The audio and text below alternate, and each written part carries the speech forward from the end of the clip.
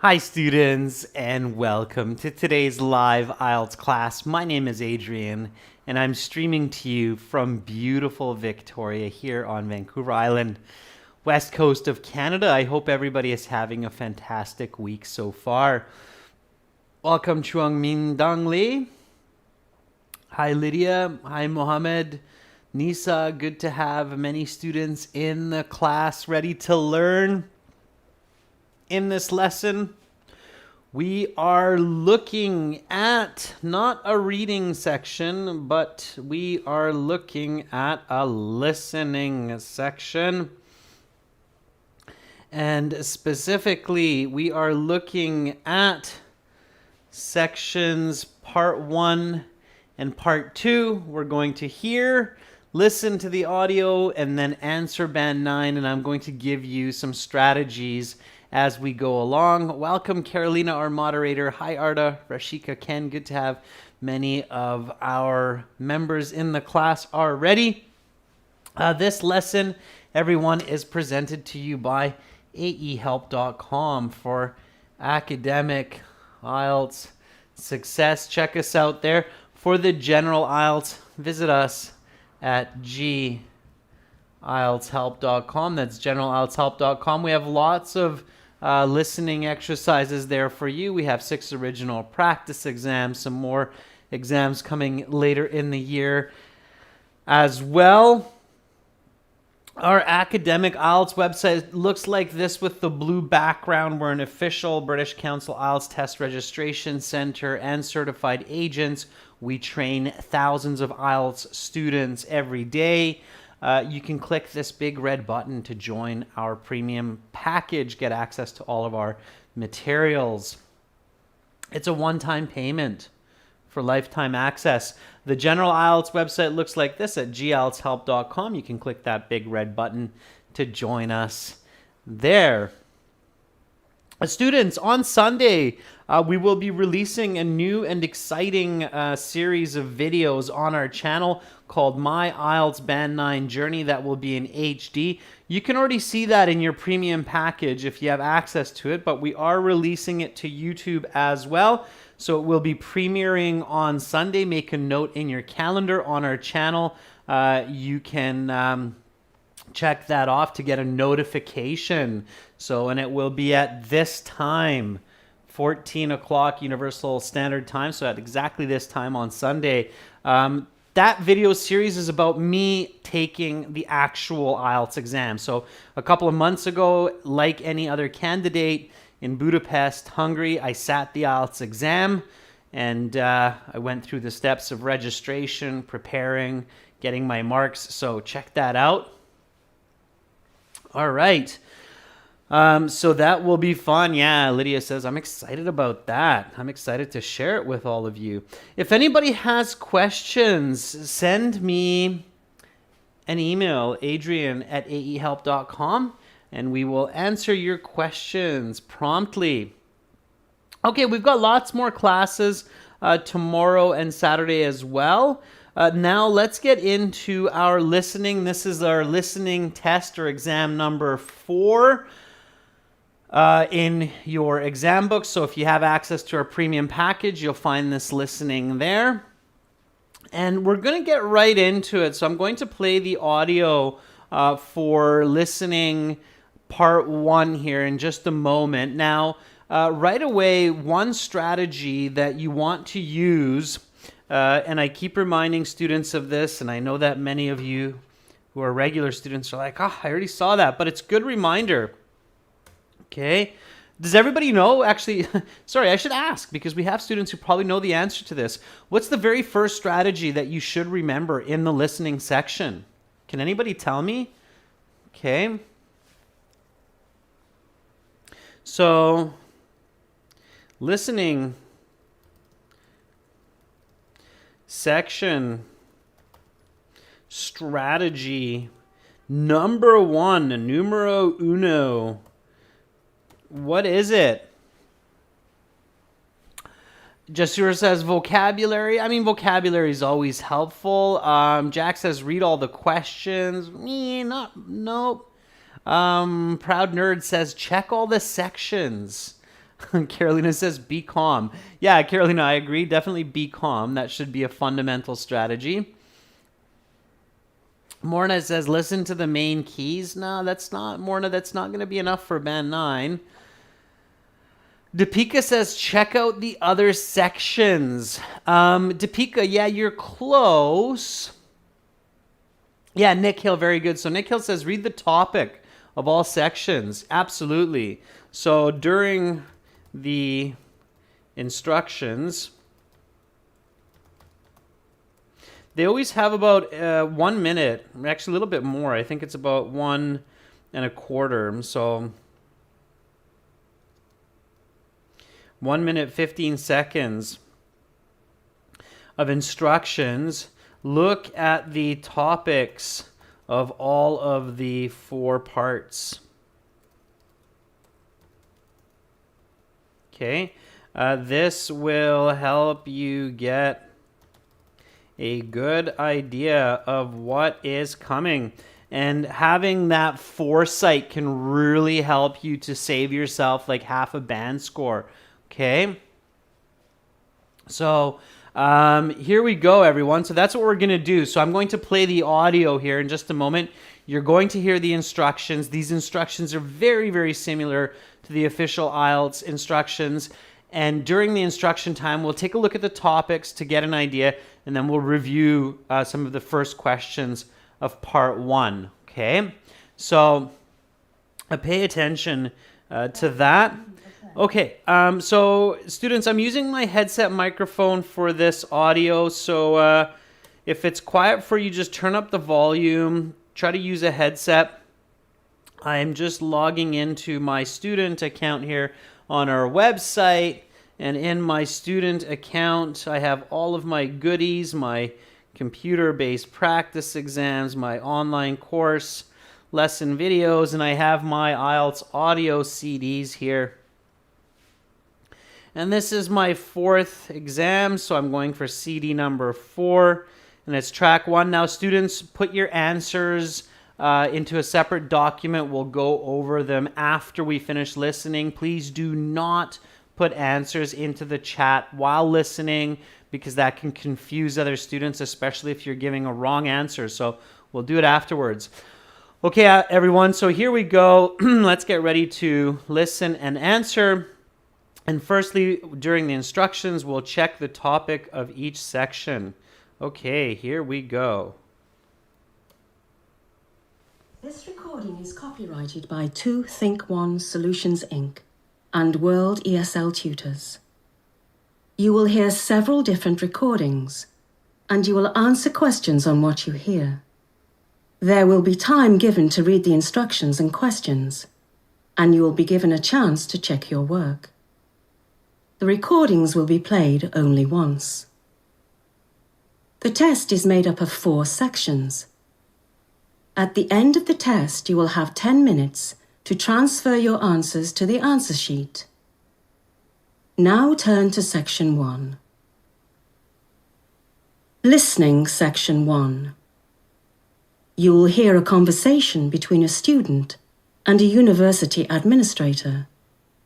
First, you have some time to look at questions 1 to 5.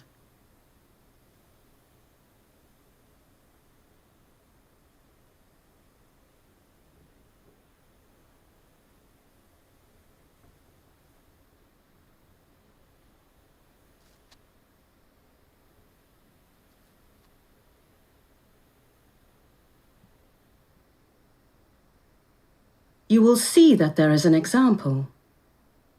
This time only, the conversation relating to this question will be played. Oh, hi there. Is this the University Registrar's office? Yes, it is. I'm Deborah Reed, the university's Assistant Registrar. What can I help you with today? Great. Thank you for seeing me today, Ms. Reed. I have a few concerns about my registration for the upcoming semester. The student says she has concerns about registration, so B has been indicated for you. Now we shall begin.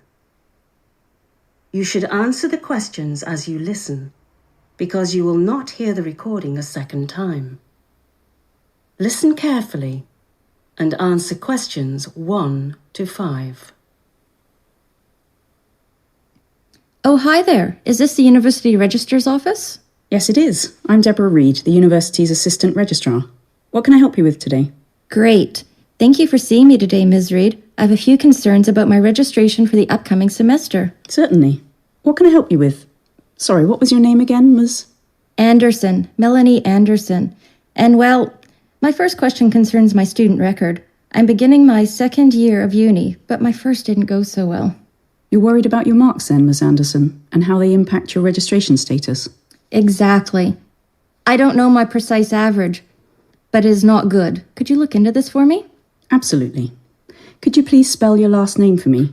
I've seen it spelt with either an E or an O in the final syllable. It's an E. Andersen. My family ancestry is Swedish. Right then. And the next piece of information I need is your student registration number. Okay, it seems I've left my student identification with my registration number on it in the car. Can I give you some other piece of information or identification? Yes, you can. Along with your surname, I can find your account with your date of birth. Great. It's the 20th of August, 1997. The 20th of August, 1997? Yes, that's right. All right. Let's see your account then. Okay, here it is. Well, I see what you mean about your marks. These are certainly not ideal. However, your average is above the level necessary to proceed to year 2 of your programme. However, I do see there's a hold on your account which is preventing you from registering for classes. Yes. See, I thought that was because of my marks. No, it's not. It's actually because you have unpaid library fines. Library fines? Yes. During the past year, you must have been tardy in returning some items to the university library.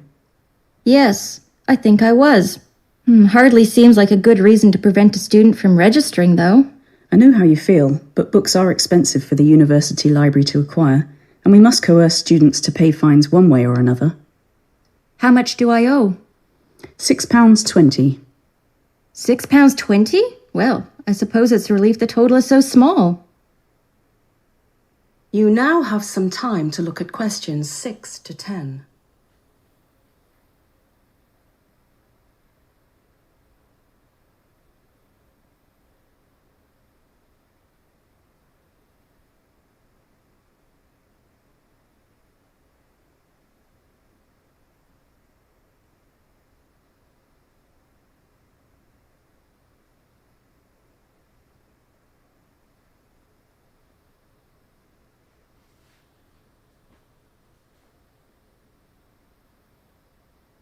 Now listen to the rest of the interview and answer questions 6 to 10.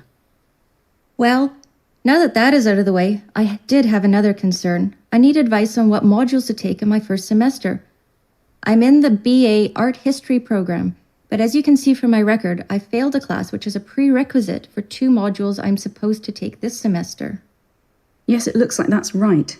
It was Art History 1270 that you failed. Is that right? 1270. Yes, I took it with Professor Calder. I found his teaching style did not match my learning style. Right. Well, that art history class is indeed a prerequisite for both Art History 2170 and 2260. Yes, unfortunately, that's what I found out earlier. Is there anything that can be done? Well, Miss Anderson, I think there is. Here's what we'll do. We'll register you in the module you failed last year, and then we'll put you in Art History 2240, which counts towards your degree in place of 2260. 2240 has no prerequisite, however. But what about the 2170 class? Yes, well, that's where we'll have to be creative. Are you comfortable taking an extra class in the spring semester? Yes, I think so. Good. We will register you in 1270 and 2240 in the fall, and then register you in 2170 in the spring. Great. And one final question. Is Professor Calder teaching Art History 1270 again this autumn? Yes, he is, but I've put you in Professor Hennessy's section instead. I think you'll be more successful. That is the end of section 1. You will now have half a minute to check your answers.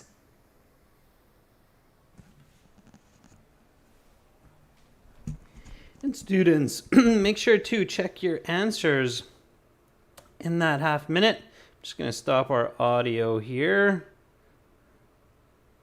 There we go. And we'll go through the answers together. But before we do that, so going back to that first strategy, part 1 was about registration for university. So the topics, right, from the introduction and the instructions. So what was the topic of part 2, part 3, and part 4? So part 2. Part 3, just let's get your brain going on these thoughts. We will do part 3 and part 4 of this listening tomorrow. We're going to do part 2 today still in a short moment. So part 3 and part 4. So what was part 2 about? Mohit says part 2 was related to something with a tour guide. Bakrat says it's the tour of a resort. Proud Nerd says, I remember section 4 looked like it was about turtles. Sammy says some kind of a tour. Carolina says resorts, zoos, and a turtle. Okay, yeah. So hopefully you got that it's a resort tour.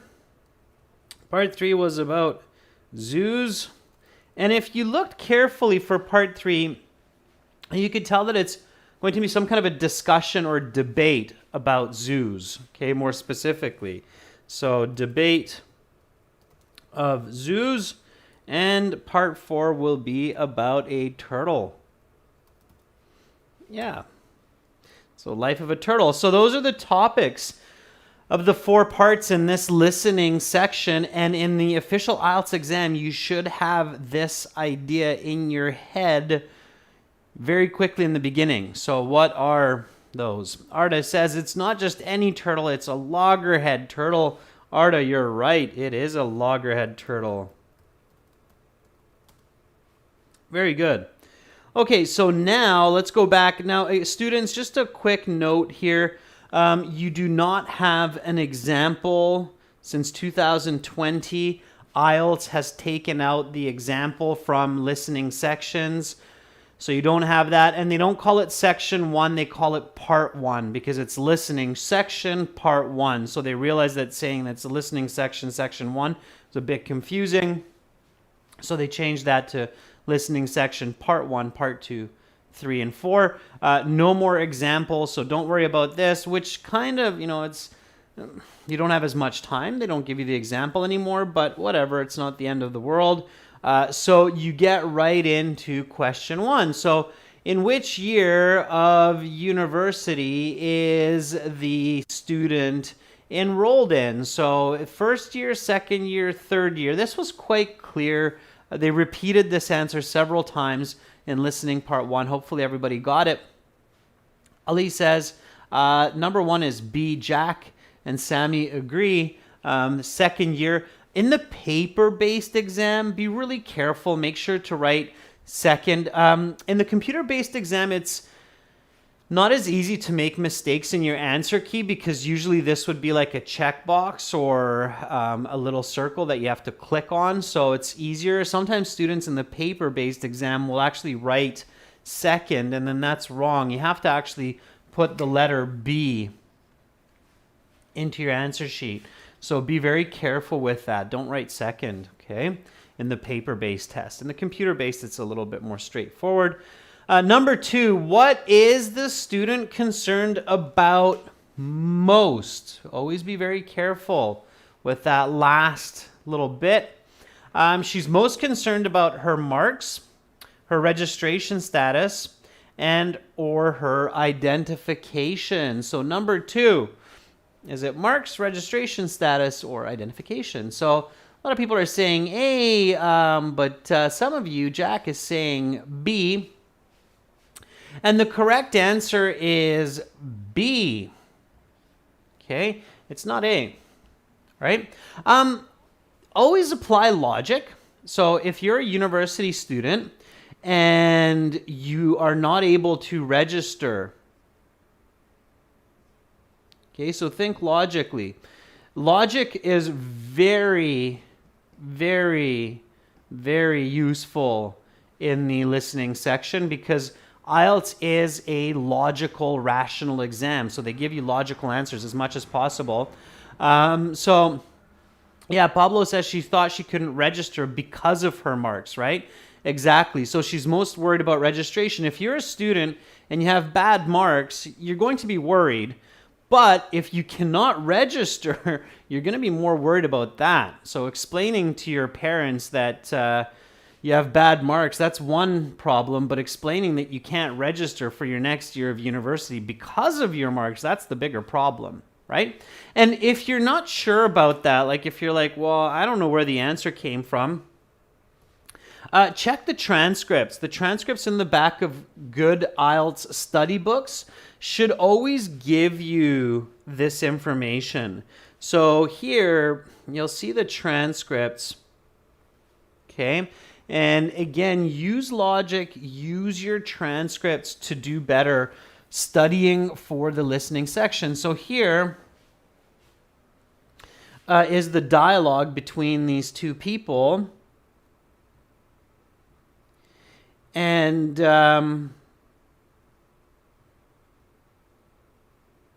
here you can see the answer very, very clearly. So the registrar, the secretary, says, "You are worried about your marks then, Miss Anderson, and how they impact your registration status."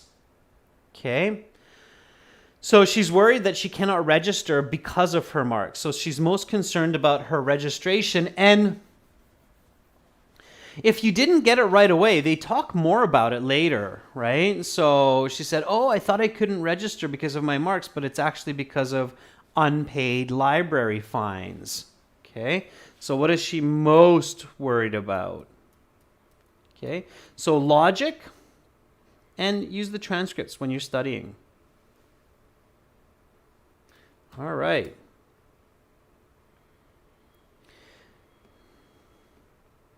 Now, this is a typical type of question in part one, filling in the form. You have to listen to dictation of names, addresses, numbers, so make sure to practice this. Questions 3 to 5, complete the notes below, write no more than 3 words and or a number for each answer. Okay. By the way, in your listening audio, for those of you who have access to our premium package, you have listening practice for numbers, letters, months, days, and so on. Make sure you practice those. Okay, number 3 is this student's name. The student is Melanie Anderson, and then they talk about the spelling and they spell it. How do you spell Anderson?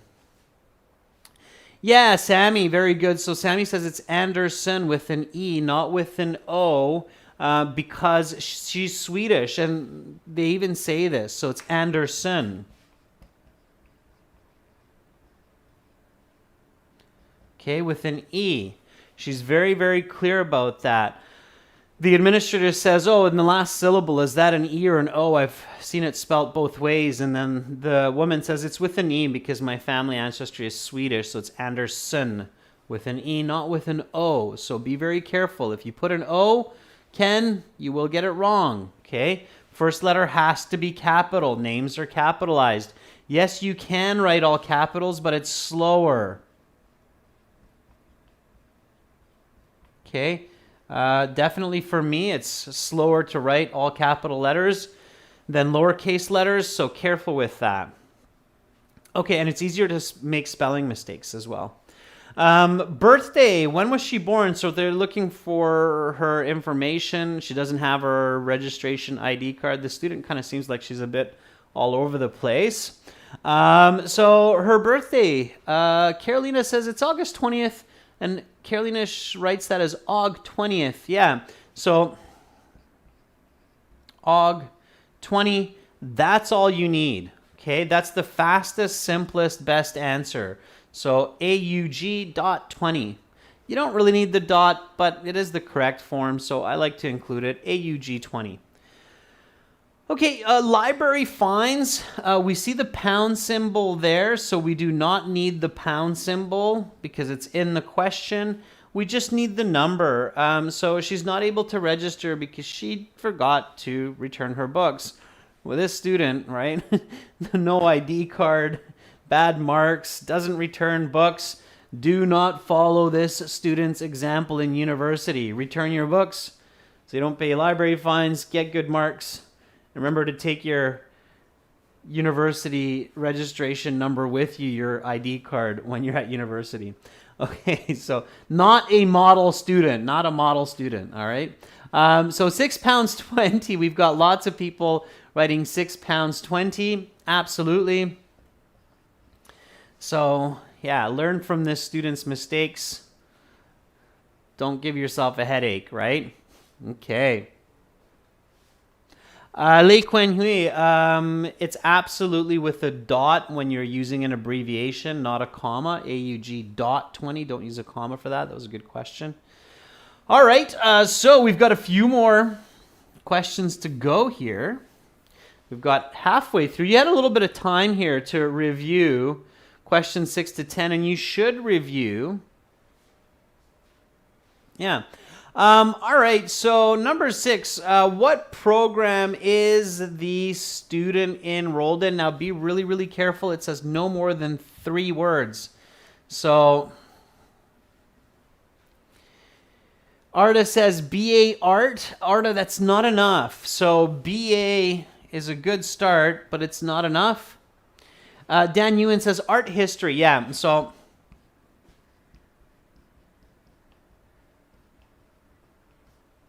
yeah, that's what you need, okay? That's the key answer. If you put BA Art History, that's fine. That's still considered 3 words. Bachelor Art History, that's okay. Bachelor of Art History, careful. They probably will not give you that mark. The of is a 4th word. So BA Art History, Vanshika, perfect. Grosby John, got it right. Okay, so BA Art History. You don't have to have BA. The program itself is Art History. The level of the program is Bachelor. Okay, but the program itself is Art History. All right, then you had to do a little bit of matching information. They actually really like this type of question these days in the IELTS, so it's a good chance you're going to see this. So you've got 3 course numbers, 2170, 1270, and 2260. And then you have 3 choices, taken and failed, will take in the spring, not taking at all. So it's a good way to do this is not just to listen for the numbers, but actually listen for this information. So which one of these has she taken and failed? 7, 8, or 9? So a lot of you are saying 7 is B, okay, which is fine.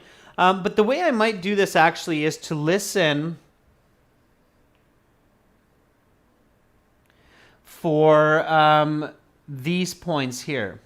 So because this can kind of all come in one big paragraph of speaking. So taken and failed, I would go with this one here.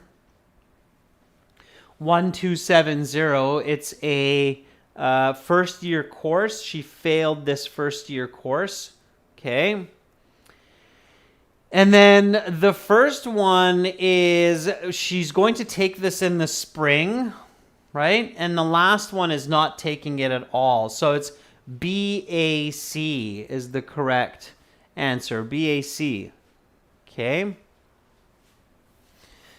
Now, for those of you preparing for university, you should know that 0 level courses, so like 079, these are usually what's called high school equivalency.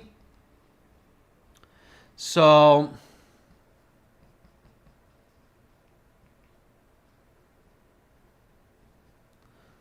high school equivalent, so high school, well, I should say high school level courses, okay? So 07 or 0 level courses are high school level courses. If you have a 1 as the first number, it's first year. If you have 2, it's second year. If you have a 3, like 3790, it's a third year. And then you'll have 4s, so 4, 1, 2, 5. My university didn't have 4 numbers. It just had 3 numbers like this, like 4, 1, 2. That would be 4. Those are the bachelor. And then you also have 500 level courses like 5, 7, 8, 1, for instance. These are graduate level. Okay, and this is pretty common around the world for the numbering of courses. So the first number denotes the actual year. So 0 denotes high school level or high school equivalency courses that are maybe needed for your major. And then 1, 2, 3, 4 are the bachelor 4 years. And then 500 level are your master's and PhD courses. Okay. All right. So just so you know that, okay, that's how it usually works. All right. Okay, let's look at question 10, the last one. Here it was a multiple choice. You just had to listen for it. The student is registered for 1270 with the same professor as she had previously. A, true, B, false. The correct answer is false. B. She complains about it. She's like, I didn't like that professor. And she's asking, is he teaching the course again? And then the registrar says, yes, he is, but I put you into another class with Dr. Hennessy, I think. Okay, so the correct answer here is B, false. She's going to be in a class with a different professor. Again, if you missed that, so if you didn't catch this one, what should you do? So this is, I said this for a previous answer. So if you miss this and you're like, huh, what? I thought that was true. But then it's like, no, it's false is the correct answer. What should you do? If you get this wrong, what should you do?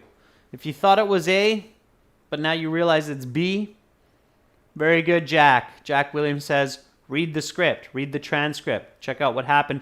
And if you don't want to go right to the transcript, Jack, you can listen again to the audio and see if you can catch it the second time when you're practicing at home, of course. And then if you still don't catch it, then you can obviously go to the script and read it and see what's going on. Okay. All right. So how did you do, students? What did you get from 10? So what was your mark out of 10? As I've said many times before, for part 1, your goal should be 9 or greater, which means 9 or 10. Okay. If you're getting less than 9, it's going to be hard to get a high band score in the listening because part 2, 3, 4 get much more difficult than part 1. So your part 1 ideally should be a 10, maybe a 9. If you're getting less than 9, well, it's time to practice a bit more. Okay. All right. So let's do this, everyone. Let's get into the next part. Again, I'm going to play the audio for part 2. We know that part 2 is something about a resort tour now. We're thinking about that. So going around some kind of a vacation zone tour. And I'm going to play the audio through my headset microphone, nice little Bose speaker. I think everybody hears it quite clearly. Turn up the volume. Don't put your answers in the chat. Put it into a separate piece of paper. We'll go through it after. Okay, here we go, everyone. Now turn to section 2. Take some time to look at questions 11 to 16.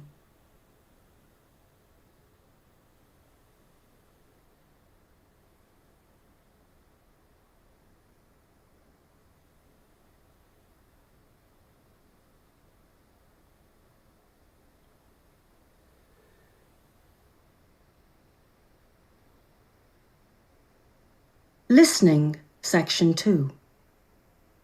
You will hear a woman showing a group of people around an all-inclusive resort hotel.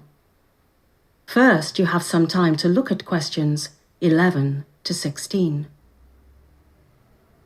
Now listen carefully to the interview and answer questions 11 to 16.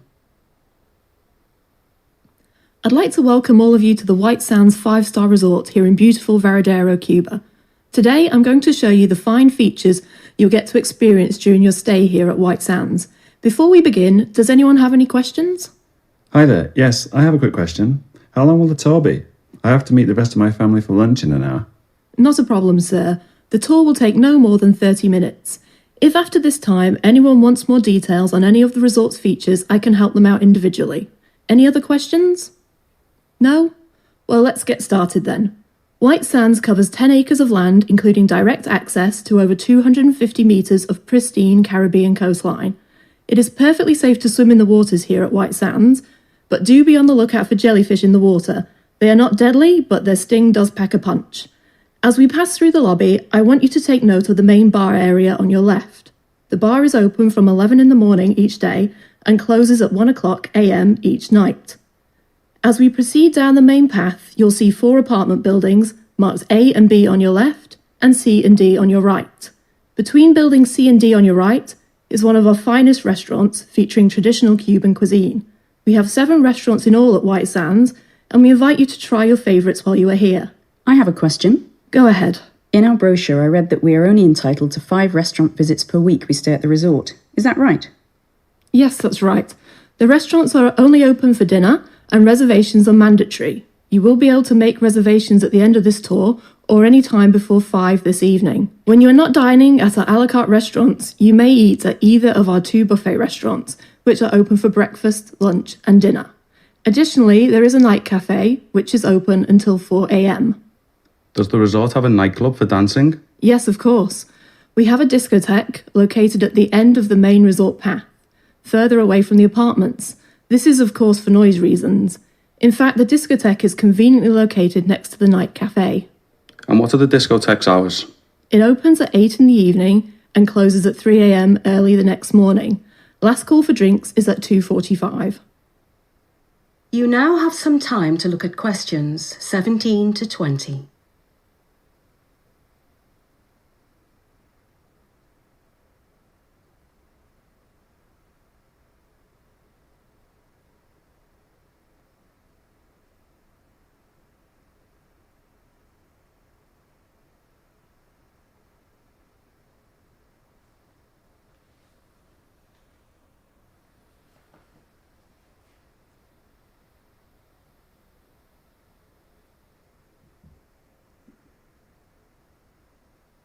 Now listen to the rest of the interview and answer questions 17 to 20. Next, I'd like to take you down to the beach and show you some of the facilities and services we offer. As we approach the beach, you'll notice the brilliant white sand that our resort is named after. The sand is incredibly fine and is lovely to walk on in your bare feet. Now you can see to your left is one of our beach bar facilities. There is also another beach bar about 100 metres to your right. These bars serve beer and cocktails from noon until 4:30 in the afternoon. On your right is a small cafe serving snack food items during the same opening hours as the beach bar. And straight ahead of us is our beach changing facility, where you can change into your swimming costume, use the toilet, or have a shower. Are there any water sports included in our holiday package? Good question. Yes, there are. You have unlimited access to our skimboards, surfboards, and beach sports equipment, such as beach volleyball and football. Additionally, you may sign up for windsurfing at our activity desk, located adjacent to the resort lobby. Finally, you may also register for our weekly water polo tournament, which is held each Friday afternoon at 2:30. Does anyone else have any? That is the end of section 2. You will now have half a minute to check your answers. All right, students.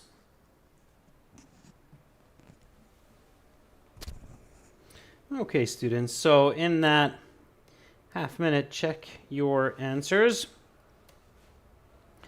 And we will now go through the answers together. So here you have a multiple choice question. For multiple choice questions, you really want to focus on the question and listen for the answer. Don't stare at the answers thinking that one's going to jump out and be like, hey, I'm the right one. If that happens, that's just lucky, but don't bank on that, okay? You have to look at the question and pay attention to that. So approximately how long will the tour be according to the guide? And there's a person that asks the question, says, how long is this tour going to be? I have to meet with my family in an hour. And she says, oh, no worries. The tour is about 30 minutes. 30 minutes equals half an hour. So Dauka, Saif, AG Gamer, very good. The correct answer here was C. Okay. She doesn't actually say half an hour. She says 30 minutes. Okay. All right, so listen for paraphrasing. They don't necessarily use the same words. If you're listening for key words, you could be in trouble because here half an hour is not used. All right, and then this is the multiple choice. For this one, I recommend using your piece of paper in the computer-based exam or your paper in the paper-based exam to take some notes real quick. So what are 4 features of the resort? So she talks about the resort and some of the key features of this resort.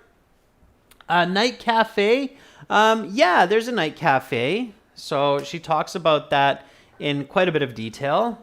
Deadly jellyfish. No, there's no deadly jellyfish. She says they're not deadly, but they do pack a punch. So B, no. Okay, you have to really be careful. Listen for those no's or nots. She says they're not deadly. Okay, 24-hour Cuban restaurant, no. 4 apartment buildings, yes, because she says apartment buildings A, B on your left and C, D on your right, if I remember correctly, but she lists them and talks about them. A number of restaurants, yeah. I believe she says 7 restaurants. Okay. So again, your notes, right? If you're taking notes, then you're probably writing down these notes. A dozen acres of land, no, doesn't talk about that. Direct beach access, yeah. So she says coastline. Direct access to the coastline. The coastline is the beach. Several buffet restaurants, no, it was 2. So the correct answers were A, D, E, and G. Okay, whoever got that will get it correct. The order does not matter for these, okay? And it's 4 questions, 4 points. Anyone that you get right, you get a point. Anyone you get wrong, you lose a mark, okay? So the order does not matter. All right, again, take notes for this. Listen carefully. Make sure you review these questions well in the time that they give you. Okay, this is the multiple choice. All right. What time is last call at the discotheque? It means your last chance to order a drink or potentially food as well. 8 p.m., that doesn't make sense. So imagine going to a nightclub where you can't order a drink past 8 p.m. So it's 50-50. It's either this or this. Usually last calls are just a few minutes before the restaurant or the club closes. So if it's closing at 3 a.m., then the last call will be just before that at 2:45 a.m. So if you want to get a drink and you order at 2:45, you're good. If you order at 2:50, they'll say sorry. So correct answer is B. Last call for drinks is 2:45. Okay. All right. A couple of you got that. That was good. Okay, B, sure. All right. Now this one, yeah, it's a little bit difficult to see this, but you didn't really need to see the writing. All you needed to do was hear the locations. Okay, so the speaker says, we're at the beach. So this is the beach. Okay. And she clearly says you have a bar to your left. You have a bar to your right. Okay, so if you're standing here, okay, you have a bar to your left, you have a bar to your right, and you have a cafe to your right. Okay, this one, the cafe is to the left. That's the difference here is there. So in D, the cafe is in the right location here, to the right. So to the left, to the right, to the right. Correct answer is D. Okay. Good job, Jasur. Yes, Lydia, cafe is on the right. Anita, our newest member, great job. Yes, it's D. Okay. All right, then we had to fill out this form, and these answers came really quickly. Like, it felt like she was still talking about the location of the cafe, and then and the beach bars, and we already had these coming, and this is why it's so important in the listening to be a little bit ahead with your thinking and to keep the information in your mind. So the beach bars serve beer and cocktails from noon until what time? In the afternoon. So this gives you a little bit of help here. A very good, Art, a very good, Pooh. It's 4:30. Yeah. So 4:30 in the afternoon. Very good. In addition to the small cafe on the beach, we also offer changing what? And this is, if you know the word in English, this is quite easy because you know the word, and that's all you really need. Yeah, facility. Very good, Trip T. Very good, Arda. Yeah, facility. Changing facility. Definitely know this word in English or this collocation because you might need to use it. Okay, so in the US or in Canada, we call them changing rooms. And in the UK, Australia, they call them changing facility. Everybody understands both. So if you're traveling around the world and you need a changing room or a changing facility, for example, in the mall to try on clothes, they're also called changing booth or cabins. But any of those will work, okay? In this case, it's facility, all right? So, and it's not facilities, so be very careful, Lydia. If you wrote facilities, you'll get it wrong. Be really attentive with your articles. So the article here is which means one, right? So changing facilities would be wrong, okay? Pay very careful attention to articles, okay? Mohit, I wouldn't use room because it's British English and the IELTS is British English. So in this case, I wouldn't use room. I think that wouldn't be a good bet. You could get that wrong. So definitely go with changing facility in this case, okay?